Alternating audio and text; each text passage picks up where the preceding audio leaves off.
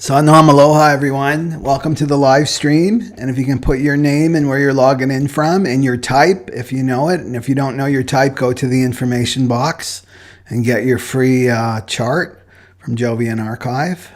And also put your astrological details too, if you like. Okay, I'm just going to pop up the comments. There we go. Yay, great. Awesome. Okay, so let's get into the chart here. Where are we? Right here. Okay. Let me see. I want to get to the top here of the chart. There we go. And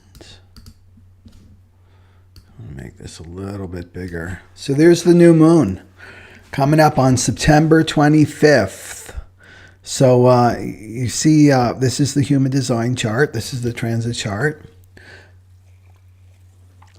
So the new moon falls right here on the 46.5. There's the moon, right? And then the sun and the moon are together. That's what makes it a new moon.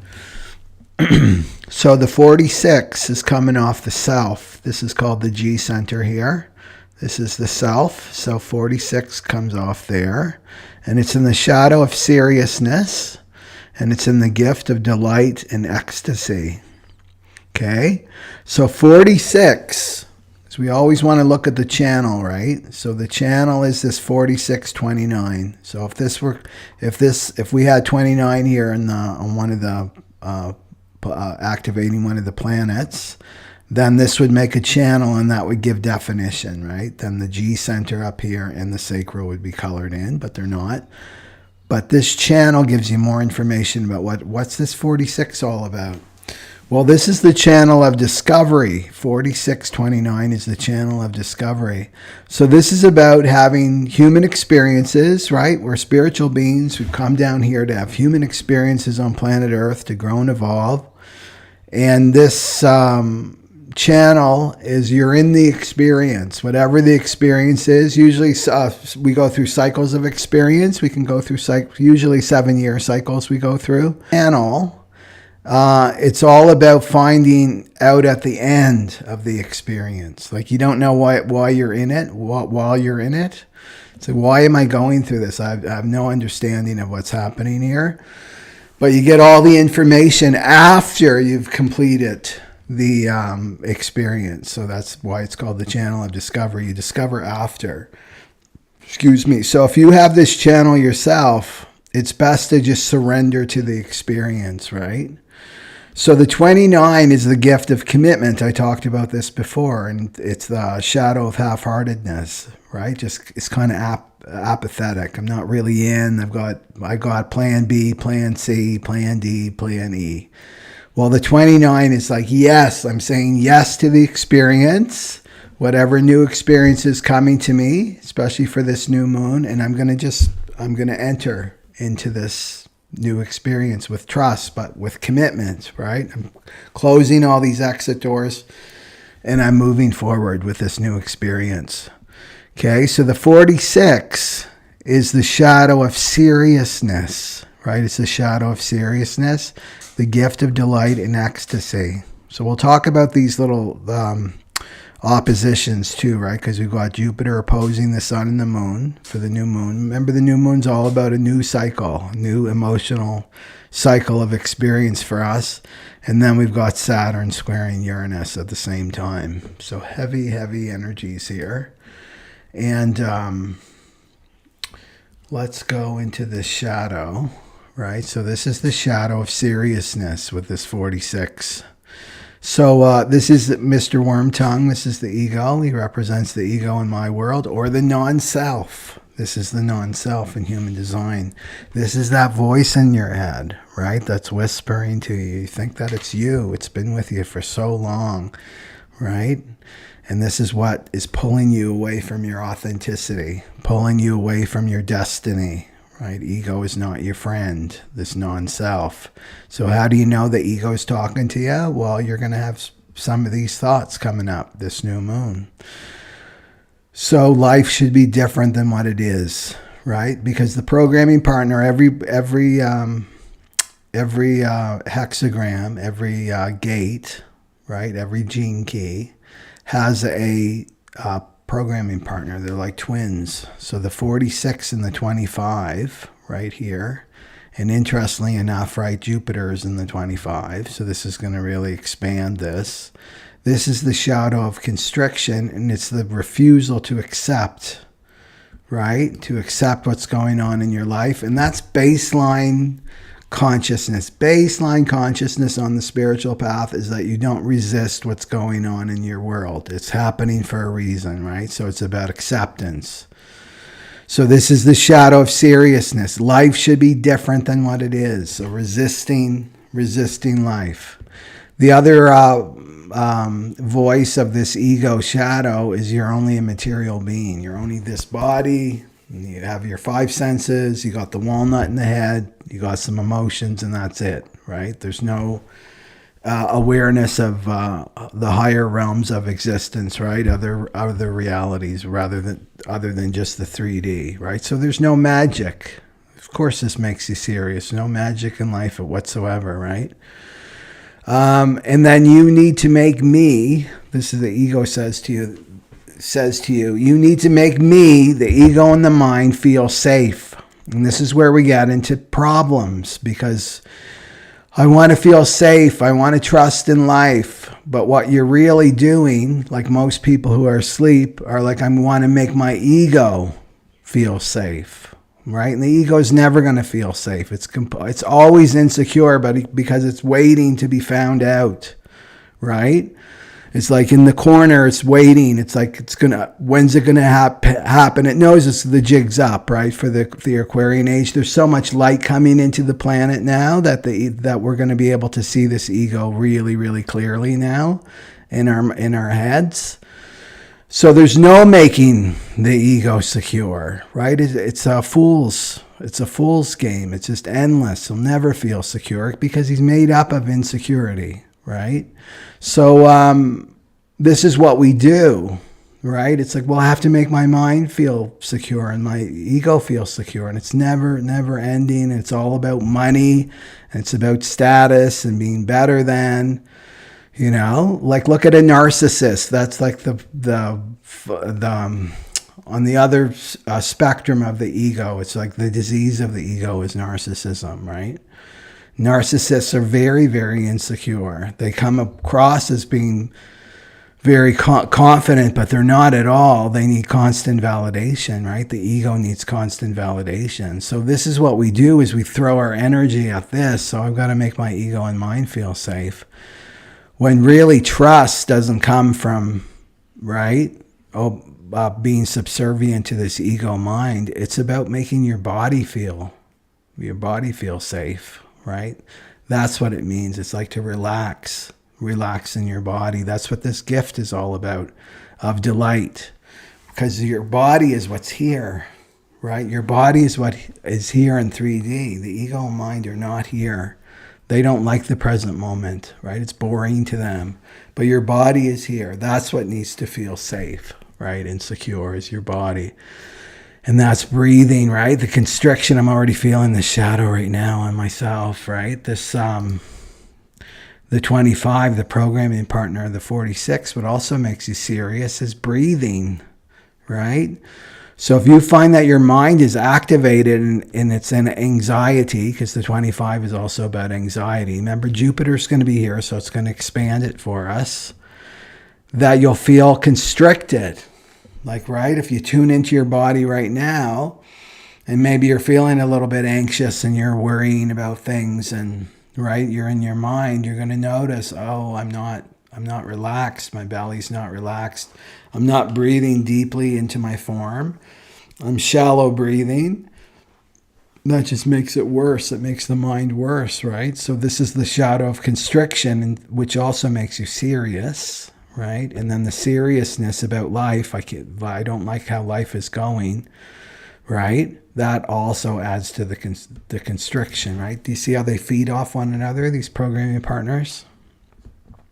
So you want to make your body feel safe, right? And that's being in it. Your body's not going to feel safe until you are in it. And I'm talking to your soul, right? So that's the big cosmic joke, is we think that enlightenment is to go, I'm living in the higher realms and I'm in 5D and I'm with all these masters and of the higher realms and the archangels and the angels. And it's like, no, it's not. It's about coming into your physical form, completely into your physical form, incarnating.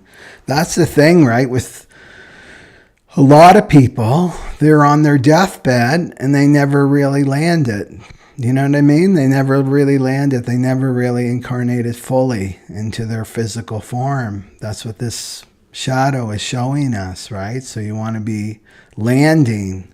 And this is the work that we're doing right now with this purification of the emotional body for the cross of the sleeping phoenix that's coming, for the Aquarian age that's coming, for the solar plexus mutation that's coming. We're making a space, right? We're making a space. It's like somebody really important is coming to our house, right? Somebody that you really value and respect. You're going to clean up your house, right? You're going to make it as tidy as possible out of respect, right? Out of respect for this person that's coming, right? This is what we're doing. It's like, okay, the soul is coming in. It's coming into the body. We got to do some cleanup here. And that's what this emotional purification work that we have to do. So the soul has room to inhabit the body, you know? Because the pathway of awareness is quickly what we're going through. We're moving from the physical to the mental. This is the pathway of awareness, to the emotional, and then we're going into frequency. This is spirit awareness. It's into the frequency, but you can see where we have to go. Physical, mental, emotional. And the emotional work is where a lot of the mess and the cleanup has to take place, and that's the completion of the childhood, right? That's 0 to 7 years old. Okay. So focusing on the future or the past, that's the mind. The mind is always projecting into the future or reflecting on the past. And if you watch your mind, right, with Mercury retrograde right now, and then with these transits coming up, your mind is going to be right in your face. Like you're going to really, really see your mind and what it's been thinking about. And remember that the thinker is the ego. The mind is just made up of thoughts, right? But the thinker of those thoughts is not you, it's the ego, right? So you're going to become more and more aware of what your ego is thinking, right? What your ego is thinking, that it's not you. And it's always in the future or the past, never in the present moment, not in the present moment. Because in the present moment, there's no thought, right? There's no thought. And there's no thinker at all, because the ego can't exist in this higher state of awareness, right? Spirit awareness. So the other thing that this shadow is telling you is that your body isn't perfect, because it doesn't look perfect, right? So it rules the body, this 46. It rules the physical body. And this is looking and comparing your body to others, and the media has done such a disservice, the popular media and the fashion industry and all that, especially with body image stuff around women, but it's penetrating to men now too, body image stuff. Yeah, what I say is you have to look at who runs the fashion industry, because if you look at models, you know, popular supermodels, they're not womanly. They don't have curves, right? Like a natural, like think of like Marilyn Monroe, someone like that, right? That because it's run by gay men. Gay men are not sexually attracted to women, like curvy women, right? They're attracted to masculine, boy-like. So if you look at models like that, they look like they're just straight, right? They go these straight lines. That's the supermodel. They don't look womanly. Like, you start to question, like, what images have I taken in that I've believed are true, and am I comparing myself to something it's not natural to me, right? It's not authentic to me. You want to dig this stuff up, right? And what you've been taught by your parents too, and your family, your friends, the educational system, all that about your body, right? Your body isn't perfect. Who's saying your body's not perfect? This ego is telling you your body's not perfect, right? Looking for flaws. Oh, you don't look like there's some supermodel on a fashion magazine. Well, good for you, right? I look like me. That's who you want to be. You want to be you. Because you look at, too, the body image beauty industry is like through the roof, right? With plastic surgery and all that stuff. That's, it's like $1 billion industry, the beauty industry. And it's all about not accepting, right? That's the gift of the 25. Accepting your body as it is. Whatever shape it's in, that it's perfect for you. It's perfect for you because it's housing your soul. How can it not be perfect for you, right? So what we do here with this shadow, right, is the ego looks to escape the body through mind, fantasy, distraction, even fasting, right, with the eating disorders and things like that. This is old-time religion, too. This is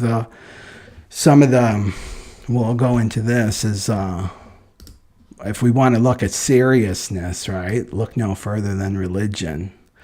And religion has really taught us a lot about hating our bodies, right, that our bodies are evil. That I talked about the constricted thinking, but seriousness takes you away from life and love into this control, right, control and constriction. Right? The religion's taught that pleasure and taking any pleasure in your body is evil. This is all about not trusting life, right? You don't enjoy life. So, of course, it's the fear of the material world. That's what religion is taught, right? To fear the material world. The material world's evil. You've got to distance yourself from the material world. It doesn't work. It didn't work. And the people that are on the spiritual path now, you know that 9 times out of 10, we've all done our time, right? In religions and past lives. It doesn't work. This does not work to repress our physicality and our material bodies, right? So this makes us serious, because what it does when you have this attitude and this self-hatred, because it's really hatred towards the physical form, and we're coming in with from our past lives that we've got to clear up, right? Of course, it makes you serious, because everything starts to freeze. This is your life force energy. Your sexual energy is your life force energy. That starts to dry up. Or it gets perverted. We see that in religions, like teachers sleeping with the students, the pedophiles in the Catholic Church. Everything gets distorted and perverted, right? Trying to control and repress this energy. Your whole sense of sensuality, enjoying the 5 senses, that freezes over. So, of course, that's going to make you serious, right? Do you think this one's having a good time? I know she's playing the part of a nun, but you know what I'm talking about, right? Yeah.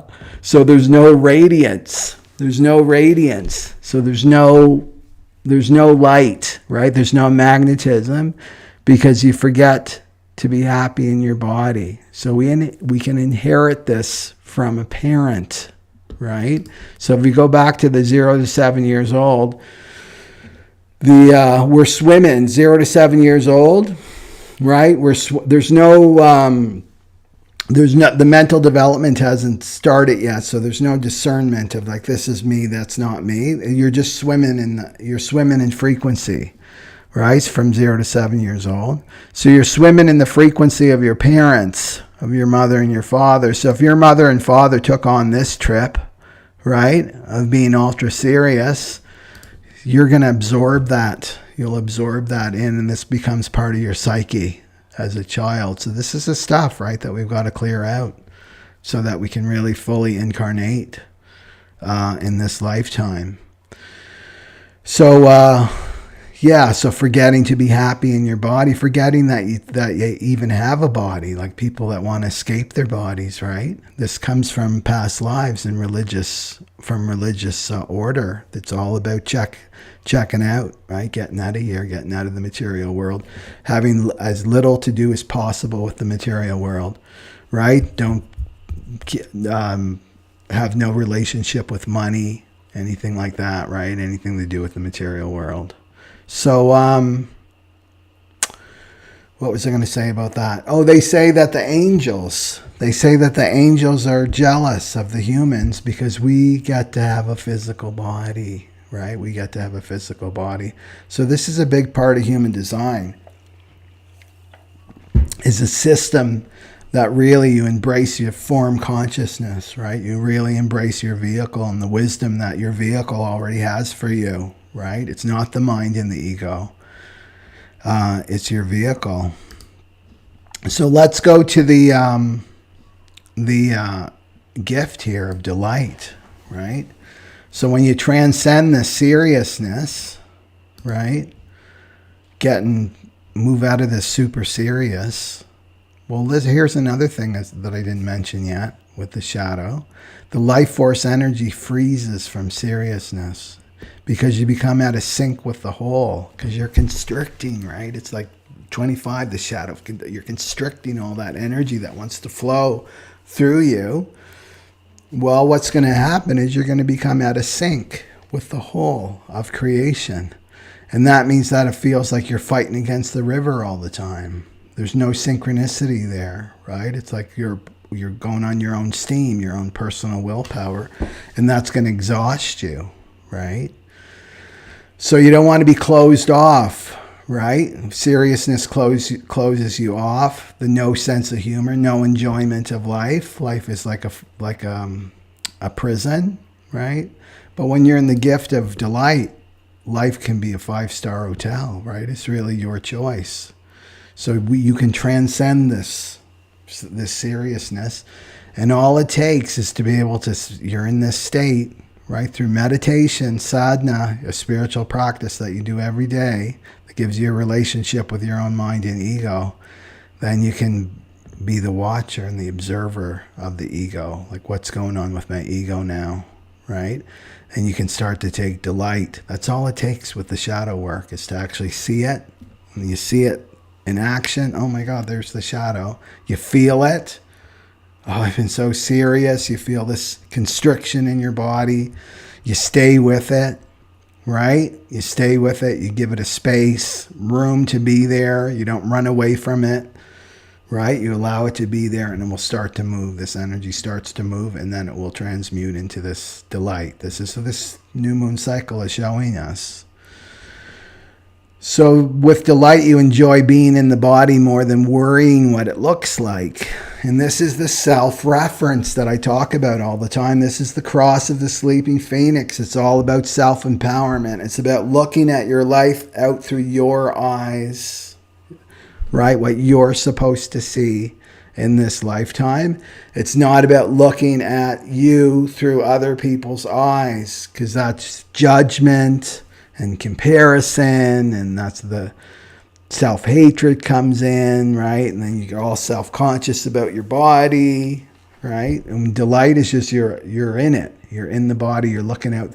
Your self-reference. You're looking out through your own two eyes, not somebody else's eyes. And you feel alive within matter. Seriousness is you feel kind of dead in matter, like you're stuck. You're a victim to matter. And then in delight, I'm lucky and I create my own good fortune by staying connected to the whole of existence, right? So that's delight. That's when the synchronicities start happening, right? Because you're in the flow. You're here, right? You're in the movie. And then you stop interfering with life and you're at the right place at the right time. Have you ever had days like that where you're just like completely in the flow and you let go of the mind and the ego and what they want, right? And what you should be doing, what you shouldn't be doing, and you just stop interfering with life. You let life move through you. You're at the right time in the right place. And you drop your worries, and this is the cross of the sleeping phoenix, right? Coming more and more into the eternal moment. Stop planning and strategizing and just be more and more in the moment, right? Moment by moment. And you drop your worries and you're comfortable in your body. And this makes you magnetic and attractive. Why? Because you're in it, right? When you're in the shadow of seriousness, you're not in it. This is in it. This is taking up all the space. This non-self ego is taking up all the space, right? You got to let this in, right? Your soul, you have to let your soul come in, fully come in, and then that ego gets smaller and smaller and smaller and smaller, and that voice gets lower and lower and lower and lower until you can barely hear it, right? So this makes you more magnetic, right? And what the thing is with the 25 that I want to mention too, right? The programming partner of the 46 is the 25. It's about slowing down, right? It's about slowing down too. Slowing down by breathing long and deep, right? Slowing down, and this makes you more magnetic and attractive and then you're deeply accepting of yourself and others. You're not going to be judging other people's people or judging other people's bodies when you're okay with your own, right? What else did I want to say about that?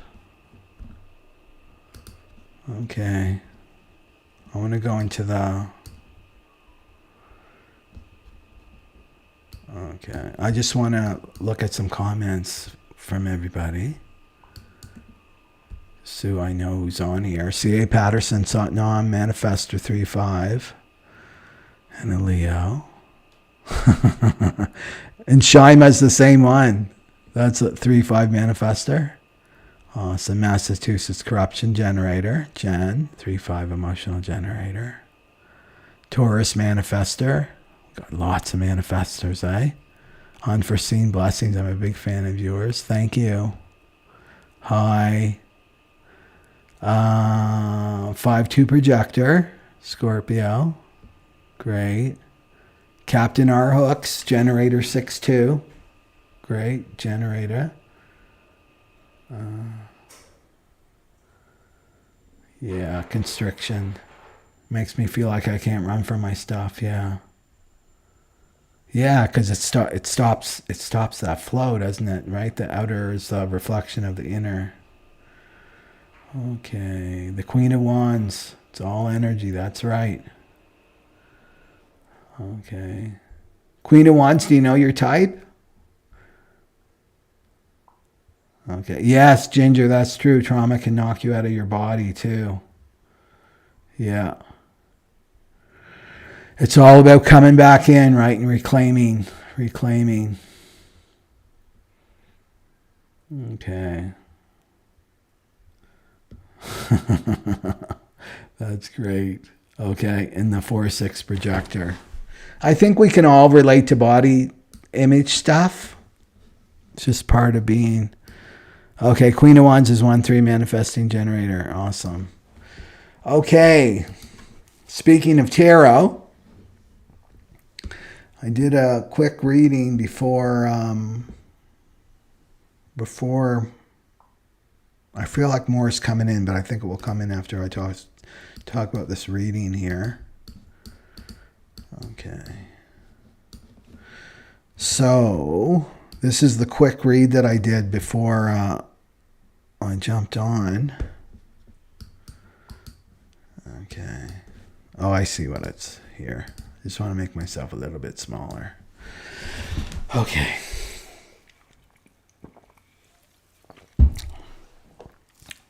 Okay, there's the cards there. So my prayer was for everybody watching to do this. And then you know that I do a separate read for each type too, so stick around for that. And also, if you haven't subscribed, be sure to subscribe and like.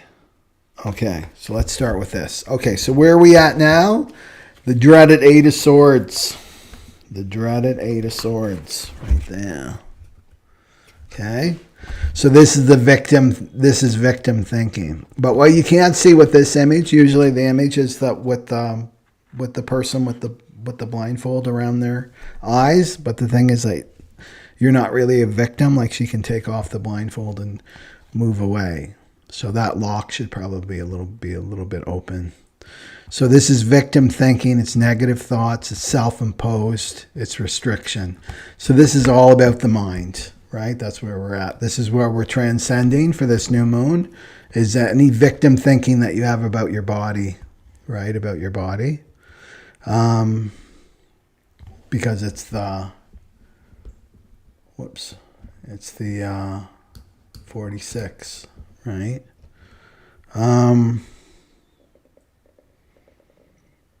Right. And it's also, I just wanted to mention too, because Jupiter is in the 25, the programming partner of the 46, opposing the sun and moon, right?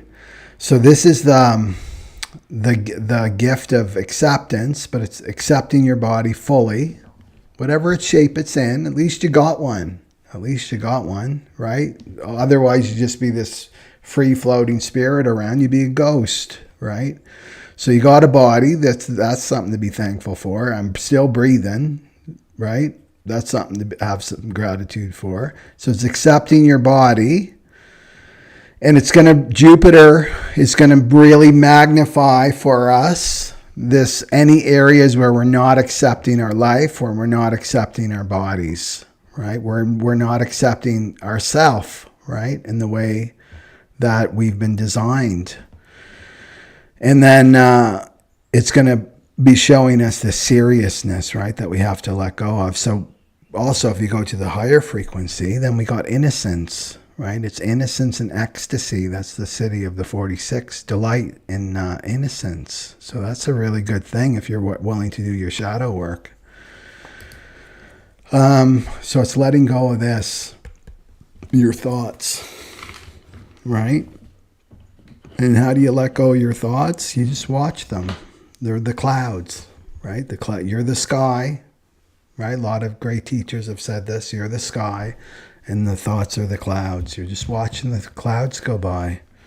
And some clouds are going to be nasty, right? They're going to be dark, ugly clouds, but don't attach to them.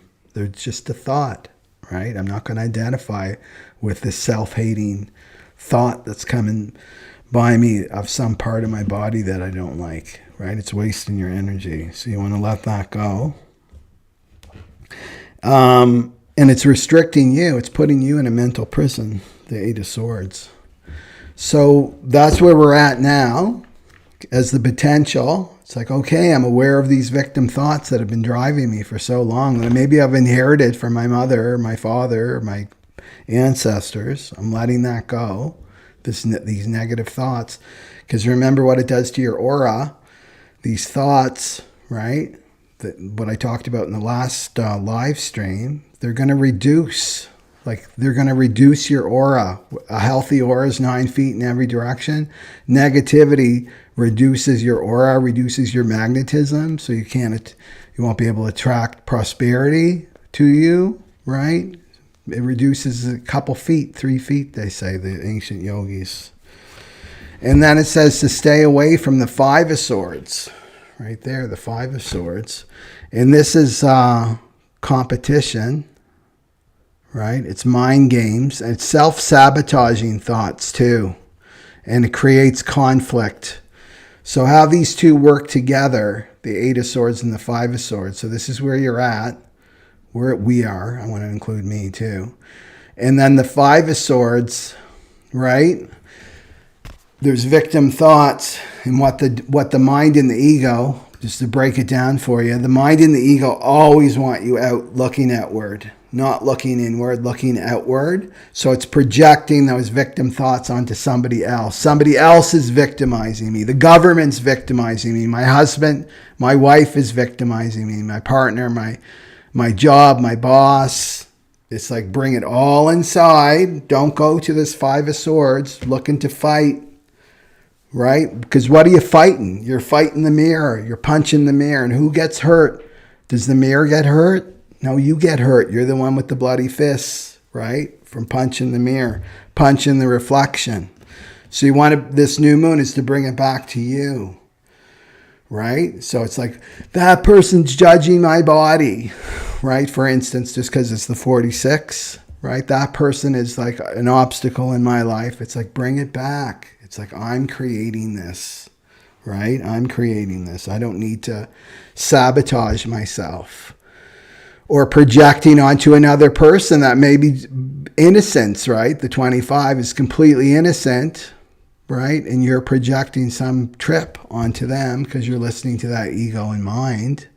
This can sabotage your relationships if you do this, right? That person is out to get me, or that person's competing with me, or that person's going to harm me. You don't know. Just bring it back to yourself, back to yourself, back to yourself. Because you can sabotage your relationships. Remember, this is new moon in Libra. It's all about our relationships.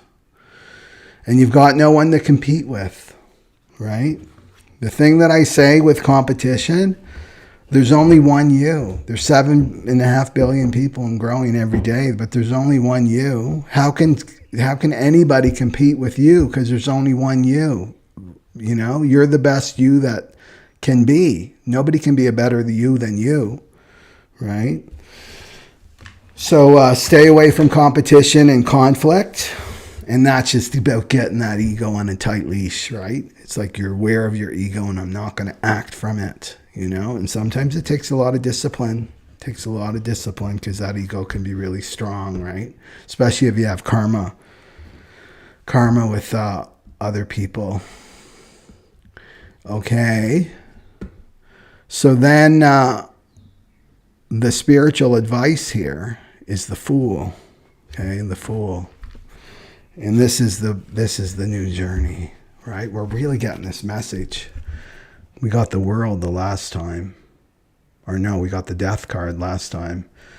Rebirth. So the Fool. This is the leap of faith. It's the new journey. It's the adventure, right? It's the new beginning. So, right? This is saying to let this go. This 8 of Swords and 5 of Swords go. The mind, listening to the mind, letting the mind sabotage you in your journey, right? It's just about being in delight, the gift of delight, and ecstasy, and acceptance, and innocence. This is innocence, right? On the new journey, whatever life is bringing you right now, you know, as a generator, you're going to be responding to it. As manifestor, you're going to initiate something. Projector, you'll be invited. Reflector, right? You're following the moon, but you're going on a whole new journey here. So that's beautiful. And then the energy that we're not aware of, right? That's kind of driving everything here is the Tower. People get really afraid when they see the Tower in tarot readings because it shocks, upheavals, and it's divine intervention. So imagine you're Rapunzel. Remember the old story of Rapunzel trapped in a tower, right? She can't get out. Well, this energy is like freeing Rapunzel. She gets free, right? So it's like you, whatever where you need divine intervention right now in your life. And I always go back to Uranus. Uranus reminds me of the Tower, right? And it's Saturn is squaring Uranus at the same time, right? Saturn's in the 49. I talked about this before. Squaring Uranus in the 2. And the 2 is our magnetic monopole, where we're supposed to go, our destiny, right? That's the 2. This is unity consciousness. What path are we supposed to be on? What people are we supposed to be with? Where are we supposed to be working? What's our sole purpose? That's the 2. And then you got Saturn is squaring that, right? So it's putting the brick wall up. The brick wall is like, no distracting yourself down this side road, not distracting yourself with this old karmic relationship or, right, some old pattern that's got to go. No, right? And this is reaction. It's the shadow of reaction. So you can react to this, right? React to this. And then the lost. So it's the shadow of lost and reaction. But it's rebirth, right? It's rebirth. That's the city of rebirth and unity, right? So you get magnetized back on your path where you're supposed to be. So this is an emotional rebirth. So it's to accept anything that's unexpected with this new moon that's coming up. And it's all about your future because it's the 2 of Wands. It's all about your future. So this is an echo of the chart, right? So future planning decisions. So it's about making decisions. And you'll know what right decisions to make through your strategy, your human design strategy, but also your heart, where your heart and your intuition are leading you, right? You'll just know. Oh, this is a big sign. I'm busted. You know, sometimes we get busted by the universe. I'm busted. I was trying to go back to an old self, an old identity. And it's clear now, this tower, this event that happened in my life, I got evicted, found out this karmic partner was cheating on me for 10 years, got fired from this job, had to, you know, whatever it is. This is the tower that's like, it's to go with it, right? To accept it. Don't fight it. Just accept it. And you're going on to the new, right? You're going on to this new fool's journey. And then the overall energy is the Hierophant. This is the spiritual teacher, right? So this is your belief systems, right? Your belief systems. So this is also saying that maybe your belief systems have to be reevaluated for this new moon. Maybe your belief systems are caught up in this victim thinking. And remember, this seriousness is like, it's just, oh, I'm just a material being. I have this strategic mind, and this is just the way things have always been. I think logically, I do this, I do this, I go along to get along, right? And then I'm safe. That's not, the cross of planning's going away. That's all the cross of planning, that 300-year cycle is ending, right? So there's no magic in life, right? The person who's serious doesn't see magic in life. So maybe this belief has to go, right? Just the total belief just in the five senses. In the material, 3D material realm, maybe that belief has to go. Those beliefs have to go. The belief that I'm just this material being has to go. This is about unlocking mysteries too, but this is also about commitment. Hierophant is about commitment. It's right, commitment. And this is this 2946 channel. I'm committing to this new journey, this new emotional journey, right? And it's also connected to marriage too, right? Sacred marriage.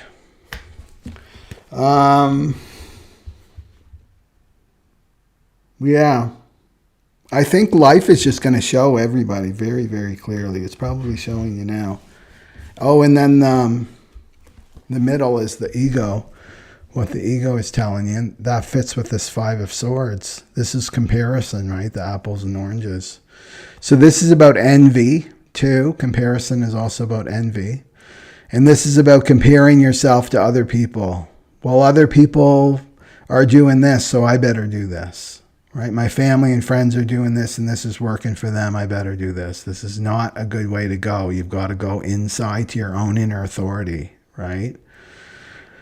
And you don't know what else. Like somebody else's life could be look so perfect, and you could envy them. The ego could envy that life. It's like, I really want that life, but you don't know what's going on behind closed doors, right? In that person's life. You want to be living your own life. And wanting to be special. So you don't want to be making any decisions right now from the ego. And the ego always wants to be special. It wants to be higher than somebody else. It wants to be better than somebody else, or it wants to be worse than somebody else. You know, the worst of the worst, that's still the ego. It's still special. So what you're really, with comparison, when we go right to the psychological root of this, it's really you're looking for self-acceptance.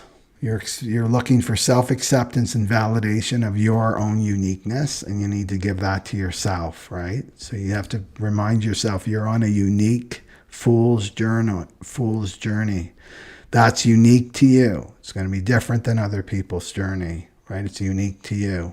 So you want to give this to yourself, right? You want to accept yourself completely 100%. Just try. If you can't do it long term, just try it for a day. It's like for 24 hours, I'm just going to accept myself completely.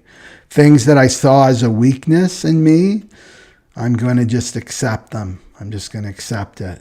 And then the ego is going to be, but you'll never change. What do you mean? You're condoning this part of yourself that you don't like, or you want to improve. You want to just like throw that away just for 24 hours and see what happens. I bet you're going to enjoy being in your body more. You'll probably feel relaxed. That ego can create a lot of tension in the body, you know, and constriction in the body. Yeah. So there's the overall there. But it's times of great change right now. Times of great change right now. And remember about the evolutionary energy that's coming in. It doesn't care. It doesn't care about the ego's future plans based on the past. And living in time, that's what it means to be living in time. It's like you're bringing all that past stuff, right? And you're trying to make your decisions from that place. Yeah. So it's all about evolving right now. Or you go with the herd and then the evolutionary energy will deal with you. Yeah, eventually. It's all about being your unique self now. Okay. So let's go to the types.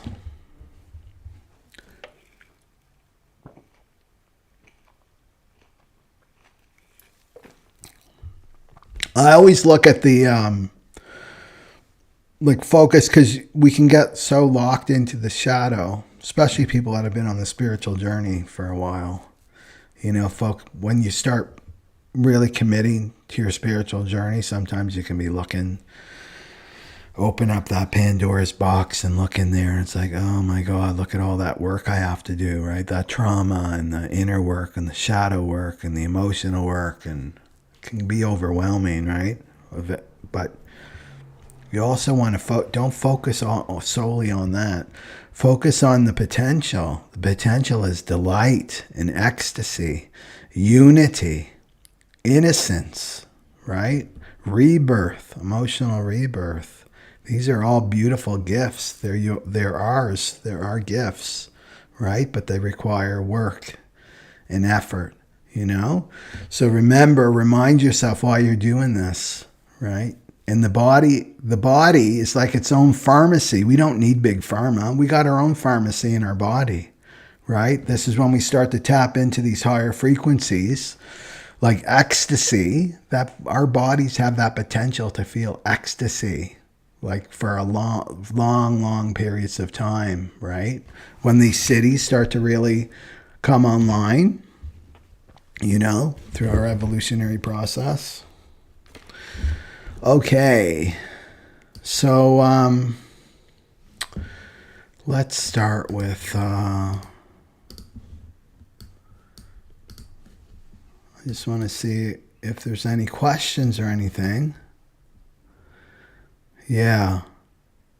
You know, Queen of Wands, that's half the battle too, is to be actually to see it. And like I'm a projector, right? So I'm all about focusing on the efficiency of energy, right? This is where you go. This is where you go. This is worth your time and effort right here. This is the key that will unlock, right? Yeah.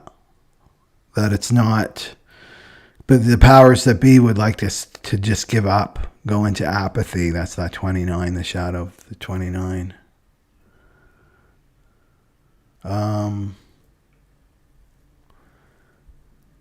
Yeah. Okay, looks like you guys are just talking here. The best thing you can do for your birthday coming up, unforeseen blessings, is so you must be, is it in the 46? Could be in the 46 if it's really soon. This is, it's funny with the solar return, right? That's your birthday, is your energy is at its lowest. So a lot of people, that's when they want to celebrate and they want to go out to parties and they want to do all these things for their birthday, is to really rest and remember that you're being impacted by that solar return. So make it a ritual, whatever ritual you want to do for yourself, right? Like, yeah, have cake and ice cream or whatever you do to celebrate, but also make it a time for you because you're being doubly impacted by your essence, you know, whatever that gift is for you. So with the 46, it's the delight, right? If you were born with your sun in the 46. Yeah. Okay.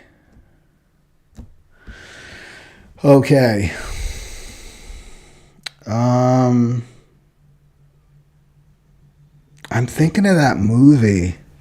Do you know this movie? I think Bruce Willis was in it, and it's about it's futuristic, and they have avatars. So they're in their rooms or whatever with their headsets on and everything, and then they have an avatar that's actually living their life for them. It's real. I just thought of it today. I'm just thinking of this 46, right? And the artificiality and our whole hatred of our own physical bodies. And it was really sad because they're husband and wife. So they're in their apartment, and the wife is in her room and he's in his room, and they would only meet. He wanted to meet like in real life, to be together and to, hold each other and be in each other's physical presence, but she didn't. It's like, no, I don't want you to see me like this. I only want you to see me with my avatar, right? By my avatar. It was just, I don't know, that was coming. There's a connection to this 46. No, I don't think it was The Fifth Element. I don't know if it was Bruce Willis or not. Maybe it was somebody else, somebody like that kind of actor. It was a really interesting movie, though. And you can see where that's definitely a potential reality for humanity. We're getting so removed, more and more removed from our humanity.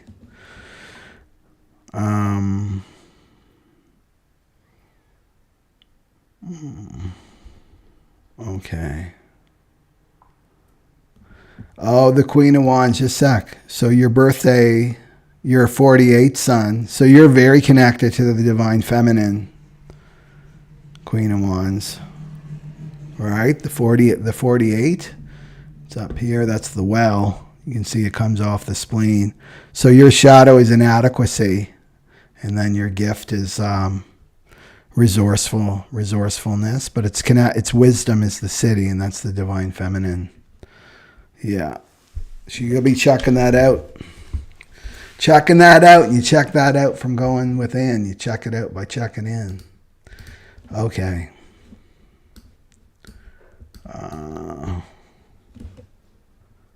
Okay, I just want to get my overlays on here. And let's start off with the generators. So 70%, so there we go. Right? Generators are all open and enveloping. 70% of the population are on the generator family. So there's the manifesting generators and then the generators. So they have the open and enveloping auras. And they generate the life force energy on the planet, right? The generators. And so when they're operating correctly, the generators, they feel fulfilled. They feel satisfied, especially in the work that they do, and especially in the way that they spend their energy. That's the real currency, right? It's not money. That's not the real currency on the planet. It's energy, right? And the generators have all the energy. So you want to respond with your sacral. You don't want to react, right? Because reaction is coming from the mind and the ego. You want to be responding with the yes or the no. So what, in terms of the Libra, new moon in Libra, new moon in the gift of delight, it's like, is this going to delight me? Your sacral will let you know. Is this going to bring delight, or is this bringing seriousness? And the seriousness will be a big fat no for the generators. And our whole work paradigm is changing, now. So generators are the workers, they're the creators, the builders of this new world. And I always say with the generators is to stand up, right? Because you're transmuting this archetype of the slave. It's like, no, you don't have access to my energy by your sacral, yes or no, right? You're in charge of who has access to your sacral energy. Okay. So let's see what card we've got for the generators.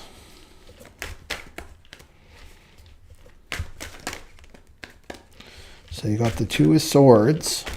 Let's do one more here. That's more mind energy. We'll go with that then. We'll do the ego card. So that's the Two of Swords generators. And this is about indecision. Indecision, about being stuck, completely avoiding something, like blind avoidance. So avoiding making a decision and using your mind, right? Using your mind. And remember, as a sacral being, you want to trust your sacral, right? That's that shape, the one up from the top. So it's the yes or the no from your sacral. So you want to bring your awareness, whatever decision that you have to make for this new moon. You want to use your sacral, not your mind. Because the Two of Swords is like back and forth, back and forth. Should I do this? Shouldn't I do that? And it's all based on the past. It's based on fear. Oh. And you got the addiction card. So addiction. So this could be an addiction to the mind, like using your mind as your authority, especially if you're new to human design. You know, human design, it takes 7 years to go through the whole deconditioning process. 7 years. But my recorded readings help speed that up, right? Because you're eating the right food according to your chart, the right environment, what you're supposed to see, how you're supposed to make your decisions, etc. So addiction is about hiding from your soul purpose. So we know the usual suspects for addiction, right? Alcohol, drugs, but there's also sex addiction. There's addicted to your social media, addicted to, Netflix, gambling, addicted to relationships, anything that you have an attachment to that you feel like you have no control. You have no control over it. But with these two cards together, generators, I'm saying that you're addicted to your mind and addicted to this Two of Swords energy, this back and forth. I know it sounds crazy, doesn't it? Why would I be addicted to something that's so bad for me? Well, every addict's going to ask that same question. So addicted to the Two of Swords, because then you don't make a decision. The Two of Swords keeps you from making a decision, keeps you from this channel of discovery, right? Going on this new journey, the Fool's journey, keeps you from going there, generators. So what you do is okay, I'm done with the mind. The mind isn't serving me right now. The mind is not my best life coach right now. I'm dropping this. I'm dropping the mind. I'm going to surrender. And surrender means surrendering your mind as your authority, right? And then I'm going to move into my sacral. And I'm going to make a decision. And I'm going to say yes. And I'm going to move forward, right? So you got to watch this addiction. So addiction to the Two of Swords. So this could be procrastination too, right? The Two of Swords. And this is isolating yourself. Addiction's about avoiding bonding, avoiding other people, avoiding having a broken heart. It's Libra, right? So it's going to be relationships too. It keeps you isolated. And it's hiding you from your soul purpose. And that's where life wants us to go right now, is to get on our mission, get on our soul purpose, right? Yeah. Wanted to say something else about that. So that fits with the 8 swords where we're all at, right? With the 2 swords, indecision. Yeah. And making a mistake. That's what a lot of reasons why we don't want to make a decision. We don't want to make a mistake. We don't want to repeat the past. And this is the kind of stories the ego is going to tell you. Right? Don't do that because this happened 5 years ago. Stay with the addiction. To me, this is just about staying stuck. Right? It's staying stuck. But as soon as you go to the sacral, there's no more stuckness. Right? Because it's there. Right? Your answer is going to be there. The yes or no. And then follow through on it. Follow through on it. And as soon as you commit, that's the thing, right? With this 29, because this is the 46 connects with the 29 for the channel. As soon as you commit, like I said, it's just all that excess energy that you've been wasting on the Two of Swords, the back and forth, wasting your sacral energy generators, right? As soon as you commit, then you move forward. You're more efficient in your energy, right? And these addictions will go, because it's also about avoiding people, right? Addiction is about avoiding people. And that's the thing. They've got, that famous rat study that was done in Canada about the rats. Probably don't have the details, but here's the gist of it. The rat, they put a rat and they put like heroin and stuff in this little water thing, right? And then other rats, they just had plain old water or whatever, right? But that rat with the heroin was like, he wasn't connected to the other rats. There was like the community of rats. They made like the Walt Disney World for rats, like lots of straw and things like that for them to play with, right? But the one that was disconnected, right, from the rest of the rats, he had water or heroin, and he kept going for the heroin, right? Kept going for the heroin. Well, then they opened up for this same rat. They opened up so he could go out and play with the other rats if he wanted to. Well, he stopped doing the heroin. He started drinking his water and playing with the other rats. So addiction is also about feeling isolated from other people, right? Then makes you serious, right? So this isn't avoiding a broken heart, generators. It's avoiding a broken heart. But we got to transcend these fears, and all these fears are just coming from the Eight of Swords, the victim thinking, right? It's just like, my sacral saying yes to go forward in this new relationship. I'm doing the leap of faith. Yes, I got my heart broken and devastated 5 years ago, but this is the new, and I'm new. I'm a new person. And the thing is, once you learn the lesson in relationships, like you get the lesson, the spiritual lesson, you don't need it anymore. You're not going to attract it to you anymore. Right? So you're a different person now, generators, right? You're a different person, so you'll attract a different experience to you. Yeah, but don't let these things stop you from moving forward for this new moon.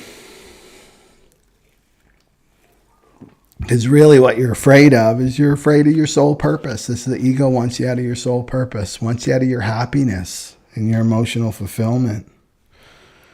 Yeah. And wants you isolated, right? Like that movie, the Bruce Willis movie with sitting in your room with the headset on and your avatar, artificial avatars out in the world, right? That's not really you. Okay. So that's the generators.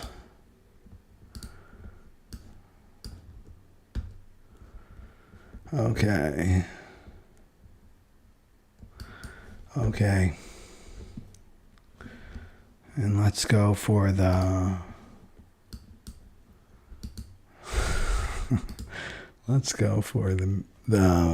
manifesting generators now.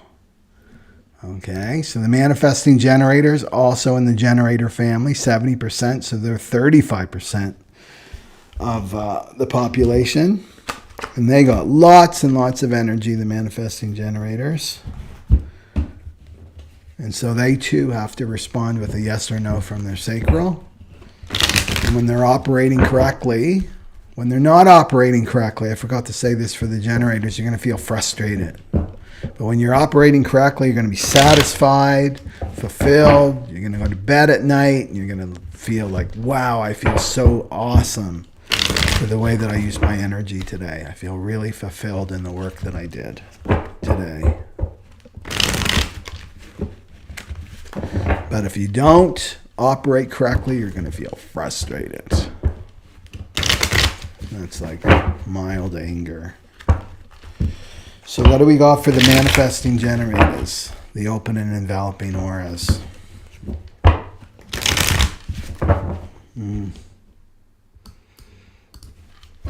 With the 46.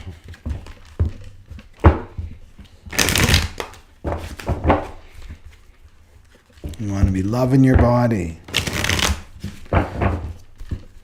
So you got to be loving your body if you want to be in it. you know? It's no fun if you don't enjoy being in your body. Then you're not going to be in touch with your sacral. Okay. What do we got for the MGs, the manifesting generators?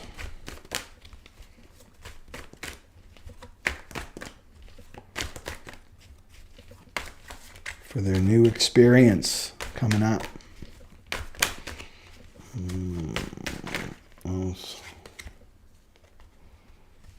Okay.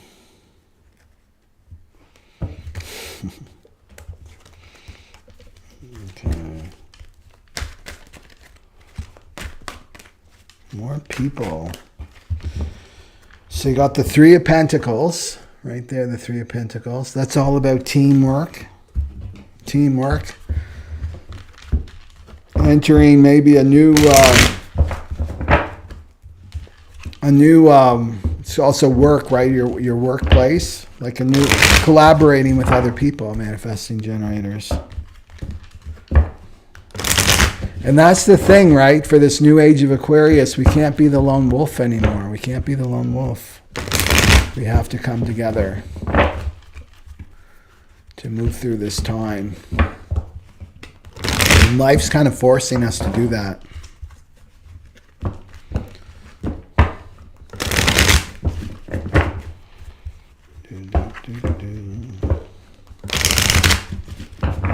So collaborating together, let's see what the ego's got to say.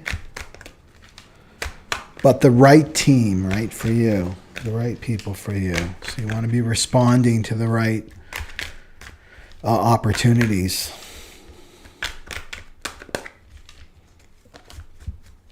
Right, so you want to take your time. Take your time. When an opportunity comes to work with other people. For this new moon in Libra, and it has to give you delight, right? Your sacral will let you know if it's delightful or if it's super serious.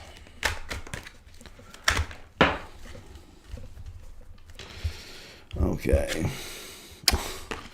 Addiction. The addiction card again. What's the likelihood? So this is all about the bonding, right? With the bonding. And Jen, you talked about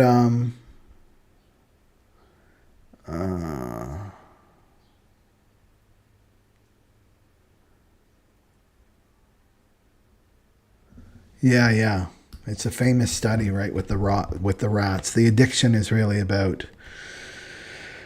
avoiding, keeping you isolated, and this is what the ego wants. The ego wants you isolated from others. Doesn't want you bonded with others, because remember, our soul purpose is never done alone. Our soul purpose is never alone. Our soul purpose always involves other people, you know? And our soul purpose comes through our giving, right? Our giving, what we give to others. What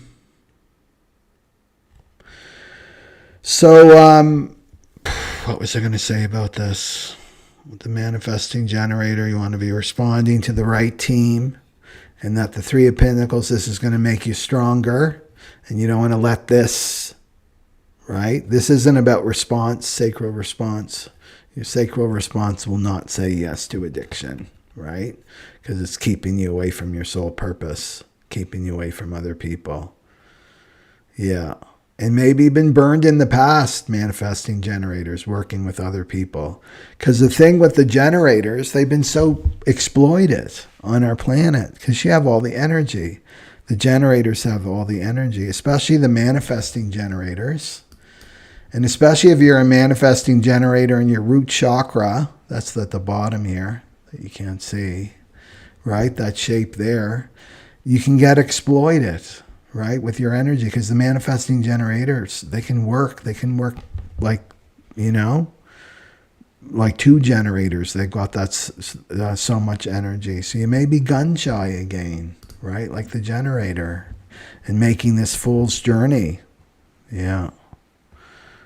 So not to use addiction to keep you from following through on your sacral. So it's just a matter of like, I'm just going to obey my sacral. I'm going to see what happens. I'm going to say yes or no, depending on my sacral with this 4629 of this new collaboration, right? This teamwork, and that we're stronger together, And if it's a yes, then it's going to be the right team for you, right? That are going to value your contribution. Yeah. Addiction, too, is also about avoiding a broken heart. That's what alcohol is about. It's trying to avoid feeling that broken heart. So there could be some fears that come up, and that's okay when you do say yes, right? Because there can be fears of joining with other people, especially in these since 2020, right? We've been so isolated from one another. Yeah. I just want to do one more little card for the MGs for a fuller picture here. The Three of Pentacles. That's funny about addiction.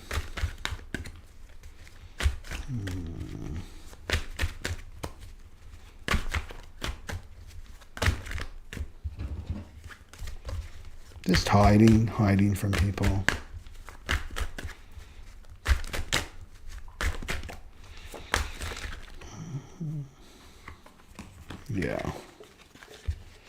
Yeah, that fits with what I'm saying.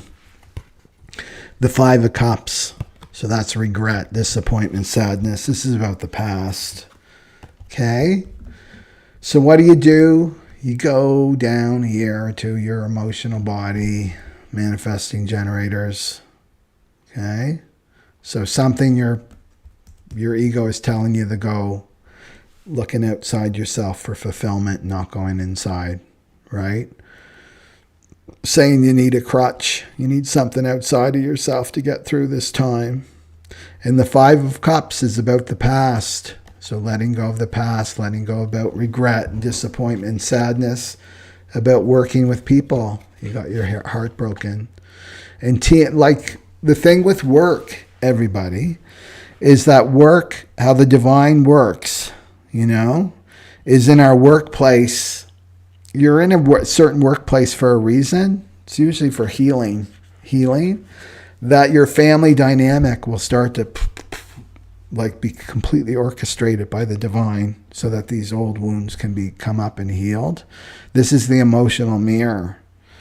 So this is showing that in the past, your workplace, you went through this regret, disappointment, and sadness. And if you're still holding on to it, you haven't gotten the lesson fully.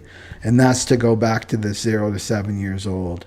So you go back, because what we do is we project our family onto authority figures, right? So our parent, our father ends up, we project our father, our earthly father onto our boss, right? Or female boss, our mother, right? That's how it works. That's what the mind does. And it's just an emotion, and it's an emotional echo of your childhood. So that's what I see here, is to drop this addiction, go beneath, like what's this addiction about? Go down deep, and then go to the regret and the disappointment and the sadness. And then you'll come clean, right? With this new workplace. This new workplace will be different because you're different. Yeah.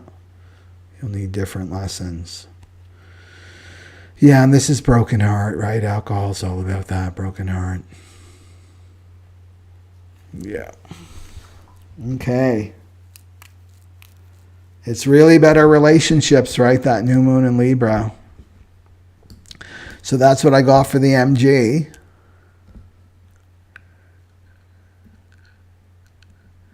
Yeah. Well, alcohol, what it does, because when your heart gets broken, it's a real thing. The scientists have discovered this, that when you have a broken heart, it's the same response. It's the same response of the body as if you lost a limb, right? So what the alcohol does, right, is soothes that nerves around your heart. It soothes your nervous system. Except you can't keep going back to it, right? Because you're not going to the root of it. It's like a Band-Aid. Maybe it will work for the first time to make you feel a little bit, you feel some relief. but then it turns on you, right? Incurs karma, because you got to go to the source. That's why people drink. They want to avoid that broken heart, you know, but it can kill you. Okay. Let's go to, I want to do it a little bit different this time.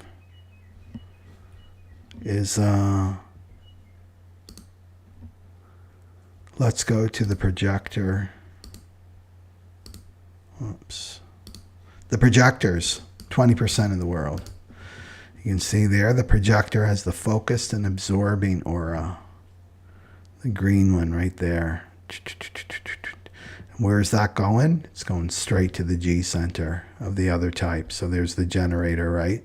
That G center, that's the self. That's where that focused aura is going. That's why projectors can see other types. So we're here to guide the other types. I'm a 2-4 emotional projector, 3 parts right.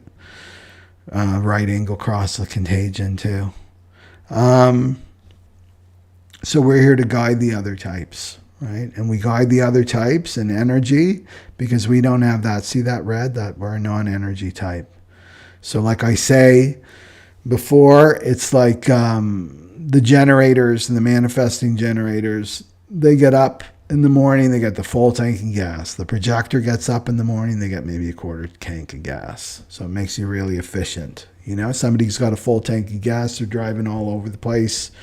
They're making dead-end roads, going down dead-end roads, doing this, having the circle back, do this, do that. Projector can't afford to do that. That's what makes us so efficient with our energy, right? So we're able to see how other types are wasting their energy and they're not being efficient. And we're also very good at pattern recognition too. So, but we have to be recognized first, right? So recognized, and that makes a projector feel lit up when you're recognized, when somebody can see you, right? They can see your gifts. They recognize you, and then they invite you to help them, right? And then you feel successful. And that's a beautiful energy connection when you make that connection with the other types as a projector. And then if you don't do that, if you don't wait to be recognized or invited, and you just like, here's what you're doing wrong, this is what you should be doing, which could be like, you know, $1 billion advice for that other type, you know, that you're just offering up for free. If they don't recognize you, invite you, they got the hand up. Their aura is closed to you. And then, you know, you're called the know-it-all or arrogant or whatever mudslinging they're doing. It's because the energy wasn't correct, you know, and especially if this is coming at them, right? Like Ra, the original teacher, the founder of human design, he said like it's having like a gun at your G center, right? A projector at you, right? Because you can lock into that person and really, really see them, right?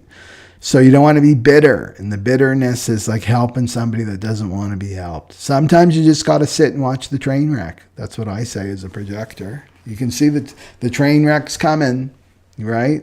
It's like they haven't asked me for help. I just got to watch the train wreck with compassion. So bitterness is when you're not being yourself.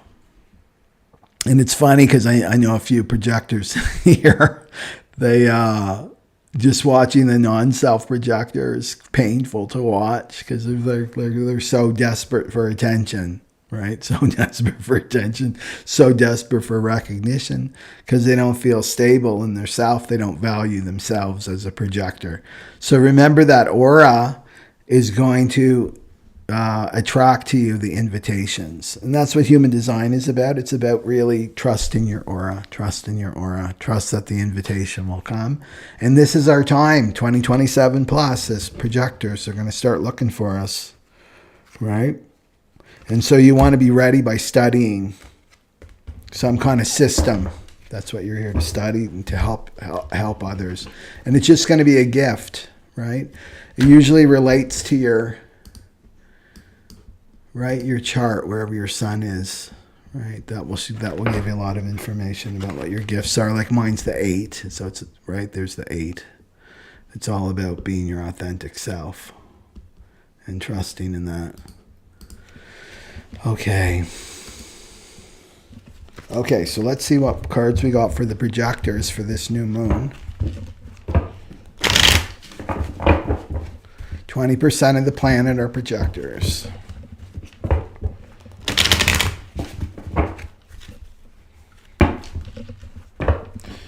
So projectors, you want to get really good at napping and taking care of yourself energetically.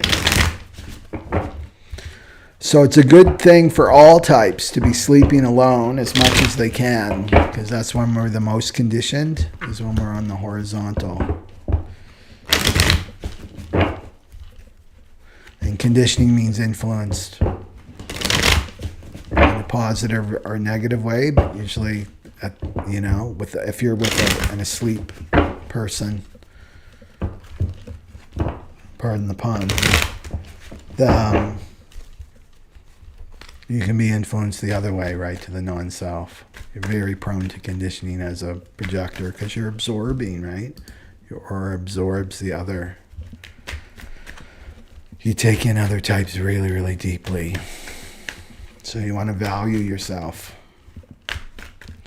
Okay. So what do we got for this new moon? We got 2 cards here.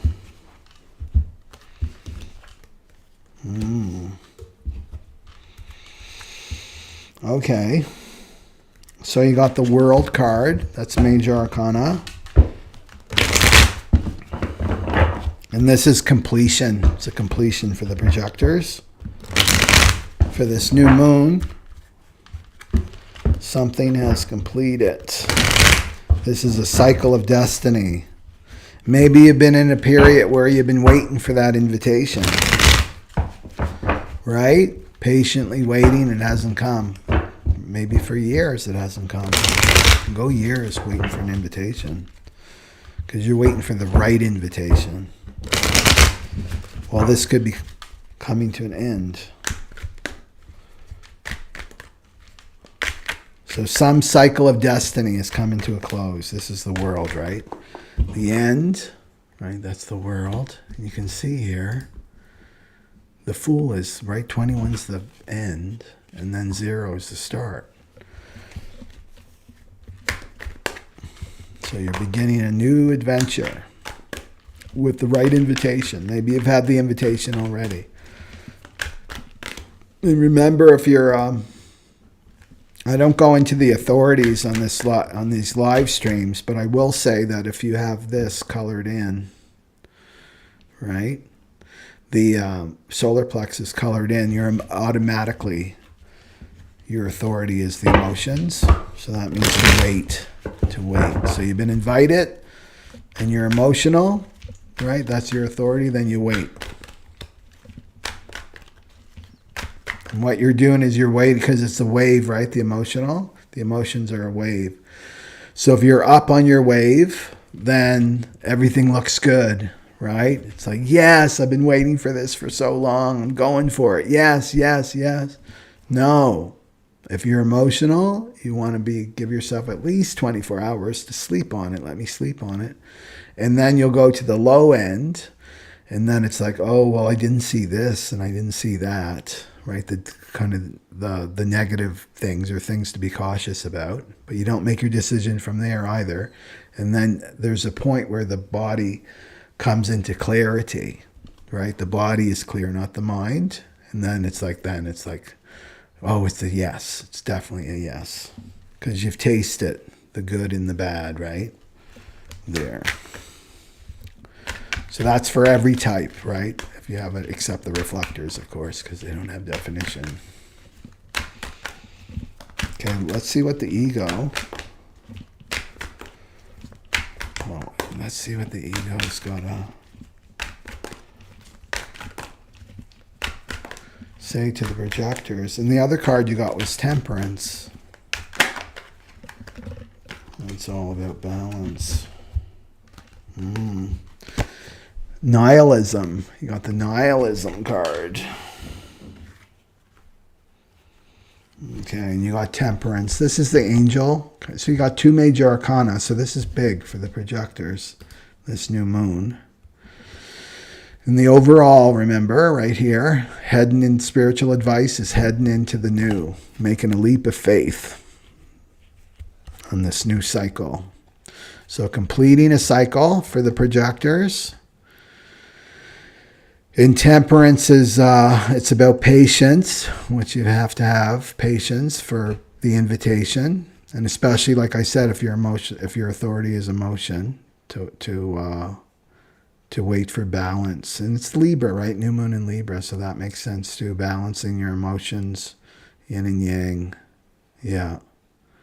So what I see here too with the projectors is not to go into extremes. The generator world can be extreme for the projector because we don't have the same kind of energy as the generators. Right? So that 9 to 5 grind, like we live in a generator world. It's all designed for generators, not projectors and manifestors and reflectors. It's not made for them. It's made for the generators. So the go can be exhausting for the projectors that want to keep up, right? So you want to be more moderate and patient and balanced, right, with your work and your rest, because then you're in your power. Then you're not in your power when you're extreme, because you're going to be in your mind. That's what you're following. You're in this. You're in your ego. Well, I got to keep up with those generators, and you can't. So the ego is saying that life is meaningless. Life is meaningless. With the world. And this would be seriousness too, the nihilism, that life is meaningless. Nothing's going to change, right? That's what it would say to the projector. Nobody recognizes you. You miss the boat. Right? Nobody can really see you. You're invisible. That's the fear of the projector, is to be invisible and not to be recognized and not to receive that invitation. Yeah. So the thing is with the 21 is when we come closer to this feeling of emptiness, I mean, this goes beyond all the types, right? Is that right now we're in a great period of transition. And the ancients told us about this, that we would go through, it's called a gray period on the planet. And this is when most people are depressed and they don't realize it, because the frequency of the planet is changing. The frequency of the mind is changing. Everything's changing, but they're not aware of it. So there's something called it's called cold depression. And this is when the soul is starting to unfreeze. That's what they say, is unfreeze. So we come closer and closer to this kind of emptiness.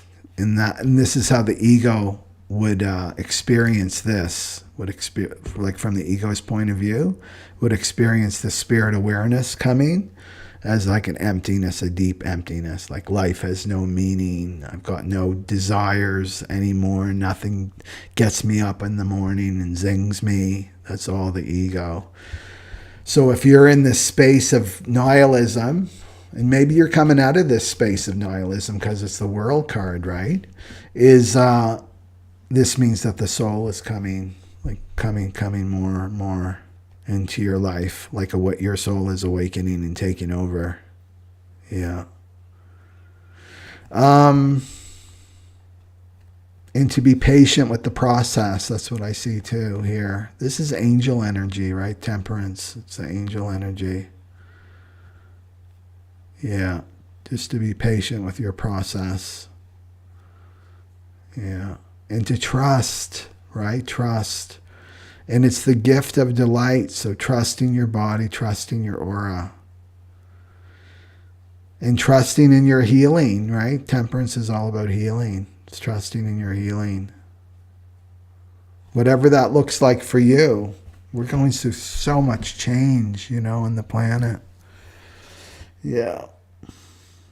And the thing is, we're going through upgrades, right? So as a projector, You may be going through some kind of upgrade process too, right? In terms of your healing, is to be patient with that. You know, as your authority, especially if you've been at this for a while, right? It takes 7 years to decondition. If you've been at this for a while, we're continually changing and expanding and growing, you know? Yeah. Anything else for that, for the projectors? That's what I see, is to be patient with your process, with your healing process, and not listen to the mind. It's like, okay, I'm feeling empty. I'm feeling my life is meaningless. What's the purpose of all of this, right? Why did I have to go through all of this? Well, you're going to know very soon when life starts really shifting and changing and people come looking for you as a projector. You know, they're going to start looking for us as projectors. Yeah. So this is just my process, right? It's like, okay, I'm in this emptiness. Life is meaningless. It's, you know, this too shall pass. That's one of my favorite mantras. This too shall pass. And don't go serious, right? This is total serious energy, this nihilism. And what I say too is just to go into what you enjoy studying, right? Projectors love to enjoy studying, taking in information, learning about other people. Yeah. Okay. Joy Chan. Oh, what I want to say. Okay, Joy Chan is on here she's a projector. Okay. Okay. And also remember too, because projectors are natural teachers, is that we can only teach what we experience. That's in the Aquarian age. You can only teach what you experience. So you can't go to school and get your PhD in, you know, addiction counseling and never have gone through an addiction yourself. That's not going to work. It's not going to help anybody because it's not it's not real. It's not authentic to you. It's just all in the mind. It's not encoded in the aura, right?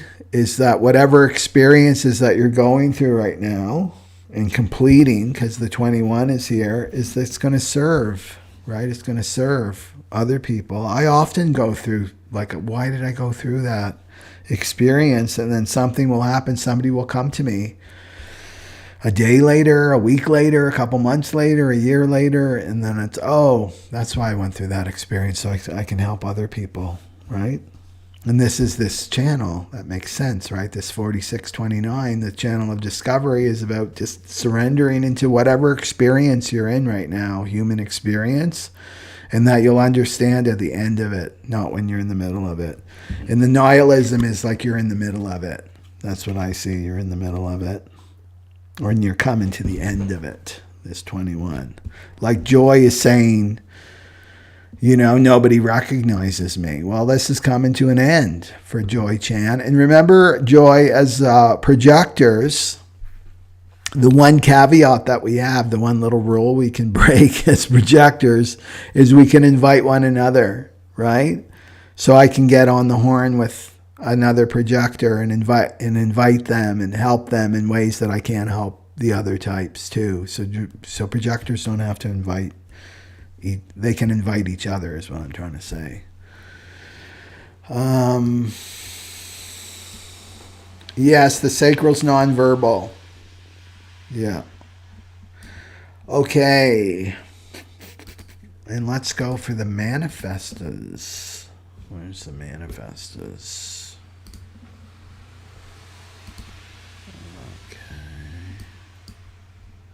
We're going to go to the manifestors. You see, I want to end with the reflectors this time.